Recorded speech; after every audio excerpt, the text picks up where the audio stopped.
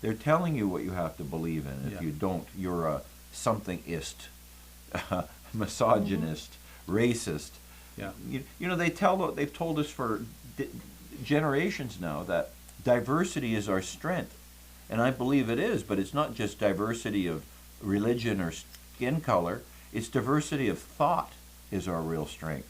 And they even use the diversity against you, because if someone doesn't look exactly like you, a politician, a policeman, a doctor, your neighbor, and you have a criticism, you're a ist, Yeah. you're a racist, Yeah. you're a thisist.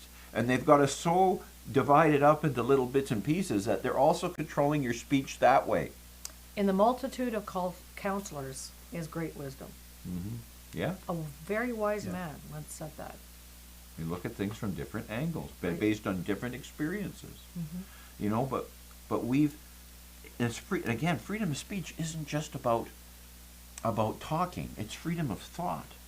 When the government says to you that you're not supposed to discriminate on the basis of certain physical characteristics, but they do it, Yeah. and they change the word to they call it something else instead of racism. It's now affirmative action.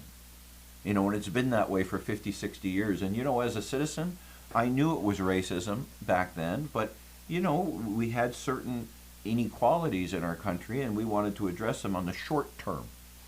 But hiring somebody because of a physical characteristic instead of their credential is racism by definition. Mhm. But you're not allowed to say that.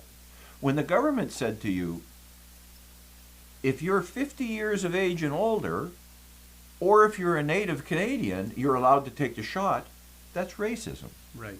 You could have said, if you're obese or you have lung Diabetes. problems or diabetes or tuberculosis, then you get the shot. But to call it out on a race basis is racism.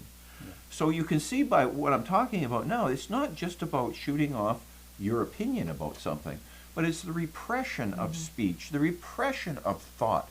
You can't even think that way anymore. You know, you can't even question the narrative anymore because you're a racist.